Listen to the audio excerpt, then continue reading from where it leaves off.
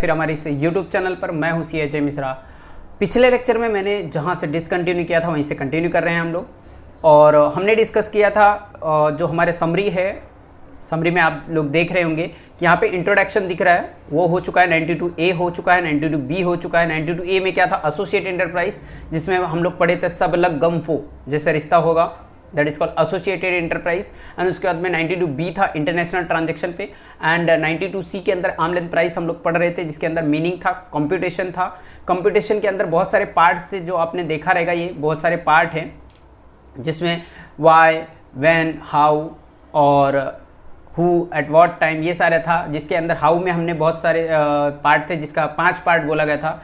Method था, कपम रपम, ये सब मेथड मैंने पढ़ा था। उसके बाद में पढ़ा था एवरेज, एंड एवरेज के बाद में हमारा डी और ई पॉइंट था, वो आज हम लोग कंसीडर करेंगे। डी मैंने कहा था कि डी वाला पॉइंट सब सेक्शन के साथ याद रखना। इस सेक्शन का नाम है 92C, लेकिन सब सेक्शन के याद रखना है एओ शल भड़क, एओ भड़क।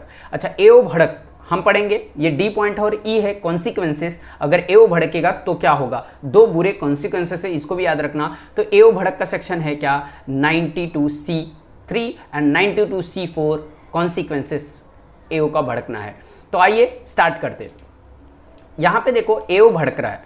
एओ भड़केगा मतलब क्या, एओ कुछ ऐसे पॉइंट पे है ना कि एओ भड़क सकता है। एओ क्या करेगा, भड़क सकता है। पहले बात तो मैं आपको ये बता दूं कि जब हम लोग इंटरनेशनल ट्रांजैक्शन कोई भी करते हैं हम, और इंटरनेशनल ट्रांजैक्शन वो भी एसोसिएट एंटरप्राइज के साथ होता है, तो ऊपर आप देख लीजिए हमने क्या बनाया है। ये हमने बनाया था क्या, आर्म लेंथ प्राइस कब निकालेंगे, जब एसोसिएट एंटरप्राइज हो और साथ में क्या हो, इंटरनेशनल ट्रांजैक्शन हो। जब ये मैचिंग हो जाएगा ना तो हमें आर्म लेंथ प्राइस निकालना ही पड़ेगा। और यहाँ पे क्या है, आर्म लेंथ प्राइस निकालने की जिम्मेदारी किसको दी गई थी, एसएससी को ही दी गई थी। एसएससी अपने सीए से निकलवाता था या खुद निकालता था, तो एसएससी को दिया गया था वो जिम्मेदारी। लेकिन एसएससी ने अपनी जिम्मेदारी अगर सही तरीके से निभाया नहीं है, मतलब क्या, एसएससी अगर आर्म लेंथ प्राइस नहीं निकाला तो एओ क्या करेगा, भड़क जाएगा। और एओ भड़केगा तो खुद से निकालेगा, और वो खुद से निकालेगा तो भाई 2 बुरे कॉन्सिक्वेंसेस हो सकते हैं। तो पहला था आर्म लेंथ प्राइस, जिसमें आप देख रहे होंगे कि फर्स्ट है, फर्स्ट मैम मतलब मोस्ट अप्रोप्रिएट मेथड।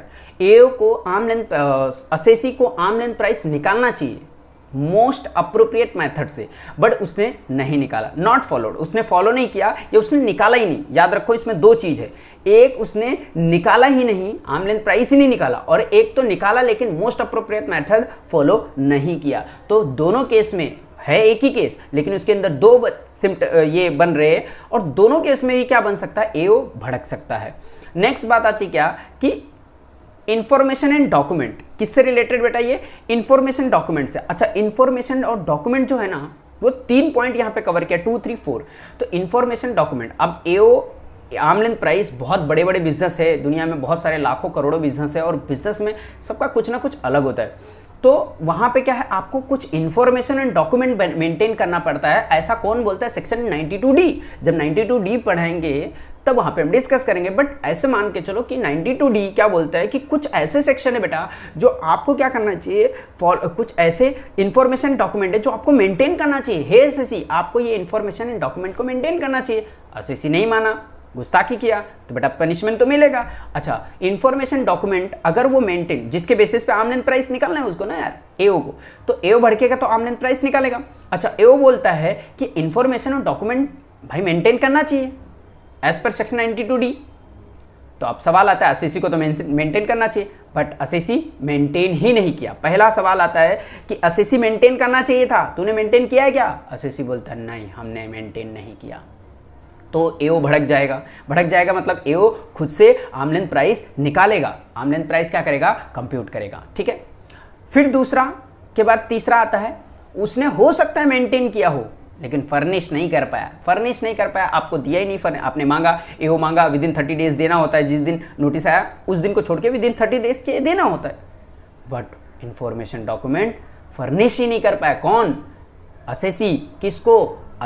एओ को, असेसिंग ऑफिसर को नहीं फर्निश कर पाया, तो भी एओ भड़क जाएगा। एंड थर्ड के बाद फोर्थ आता है, मेंटेन भी किया था उसने और उसने फर्निश भी किया, लेकिन मामू बनाया, वो डेटा इनकरेक्ट था, अनरिलेबल था, मतलब नॉट रिलेबल था। वो डेटा इनकरेक्ट और नॉट रिलेबल था। इस 4 केसेस है जहां पे एओ भड़क जाएगा। पहला, मेरे साथ बोलो मैम मतलब मोस्ट अप्रोप्रिएट मेथड में चौकड़ी लग गया। चौकड़ी लग गया मतलब फॉलो नहीं किया या फॉलो किया या आर्म लेंथ प्राइस निकाला ही नहीं, ठीक है। दूसरा, not maintain but not furnish, and तीसरा के बाद चौथा, maintain and furnish but incorrect and not reliable.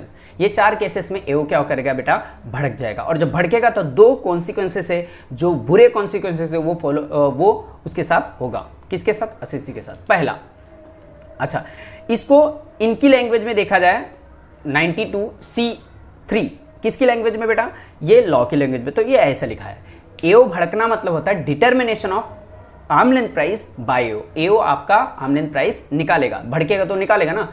अब भड़केगा मतलब मारामारी नहीं करेगा, शांति से बैठ के निकालेगा, ठीक है। तब 92C3 में निकालेगा। देखो, normally the arm length price is computed by assessee, however in the following circumstances the arm length price shall be computed by कौन? एओ। देखो ये 4 केसेस लिखे हैं। If the assessee fails to compute the arm length price as per most appropriate method बेटा, तो कौन निकालेगा? AO निकालेगा। फिर if the information and document required under section 92D are not maintain या maintain but not furnish, and third के बाद fourth आता है, if information document required under section 92D are incorrect and not reliable, then भैया आपका arm length price कौन निकालेगा? एओ। लेकिन हो सकता है बंदा दिमाग लगाया हो आर्म लेंथ प्राइस निकालने के लिए, लेकिन मोस्ट अप्रोप्रिएट मेथड उसको समझ में नहीं आया। हो सकता है ना, हो सकता है वो मेंटेन नहीं कर पा रहा होगा कुछ कारण की वजह से, हो सकता है वो फर्निश नहीं कर पाया होगा किसी की वजह से, या हो सकता है वो जो फर्निश और मेंटेन किया था वो इनकरेक्ट एओ को लग रहा है, बट उसके हिसाब से अगर उसको कुछ एक्सप्लेनेशन देगा ना तो एओ को ऐसा लगेगा हाँ करेक्ट है। तो उसके लिए एओ को सुनना चाहिए, मतलब लॉ को भी सुनना चाहिए। किसको? असेसी का। एओ को सुनना चाहिए। इसलिए यहाँ पे पहुंच जाता है प्रिंसिपल ऑफ नेचुरल जस्टिस, जिसे इस शब्दों में बोला गया है अपॉर्चुनिटी ऑफ बीइंग हर्ड देना पड़ेगा। किसको? एओ भड़कने से पहले असेसी को बोलेगा, हे असेसी तुम्हें कुछ कहना है इसके बारे में तो कह दो, ठीक है। मैं आर्म लेंथ प्राइस आपका क्यों नहीं निकालूं, नोटिस वगैरह देता है। और यहाँ पे before determining arm length price the AO shall provide opportunity of being heard to the assessee. भैया असेसी को क्या देना पड़ेगा? एक अपॉर्चुनिटी ऑफ बीइंग हर्ड देना पड़ेगा निकालने से पहले। नेक्स्ट बात आती है किसकी बेटा? अगर एओ भड़का तो 2 कॉन्सिक्वेंसेस क्या है? 92C4 ये अगला क्वेश्चन है हमारा, ठीक है। ये हमारा किसके अंदर आता है? Section 92C arm length price के अंदर लास्ट वाला पार्ट है। ई वाले पार्ट में क्या था?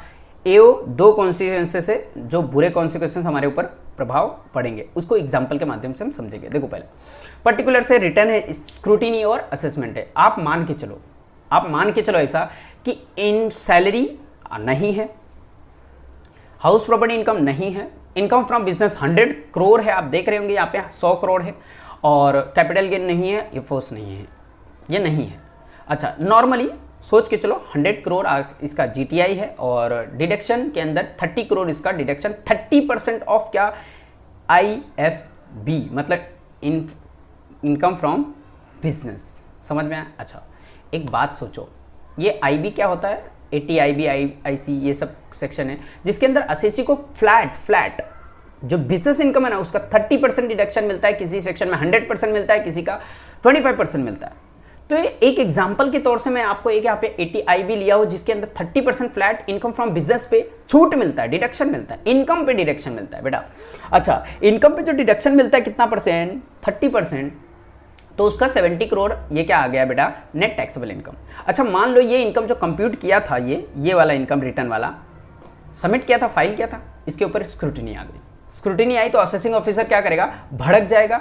हो सकता है उसने इंटरनेशनल ट्रांजैक्शन किया था और उसने एसोसिएटेड एंटरप्राइज के साथ इंटरनेशनल ट्रांजैक्शन किया था और उसने आर्म लेंथ प्राइस प्रॉपर नहीं निकाला। ये 4 सर्कमस्टेंसेस जो ऊपर हमने देख लिया कि एओ भड़केगा। अब मान लो एओ भड़क गया और आर्म लेंथ प्राइस जो उसने फाइंड आउट किया, किसने? एओ ने।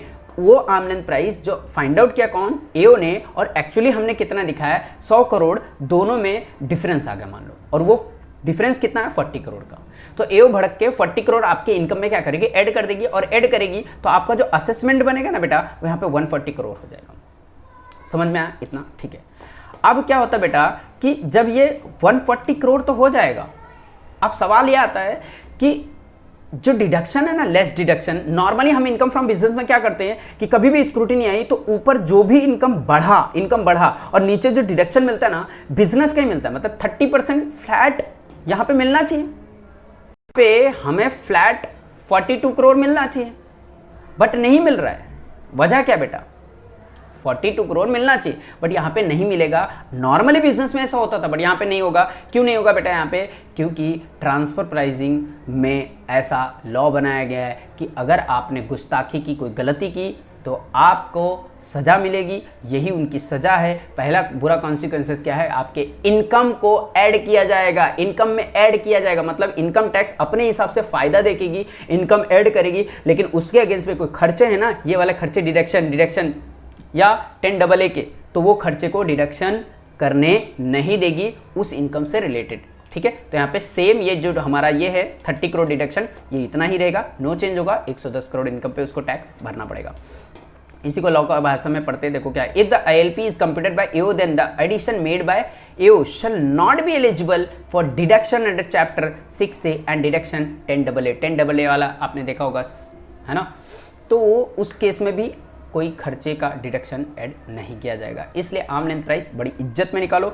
इज्जत में निकालोगे बेटा तो AO भड़केगा नहीं, और AO भड़केगा नहीं तो आपके प्रॉफिट, आपके इसमें क्या बोलते हैं, डिडक्शन का छूट आपको मिलेगा। ठीक है, सेकंड कॉन्सिक्वेंसेस क्या है, एक एग्जांपल के माध्यम से भी समझते हैं।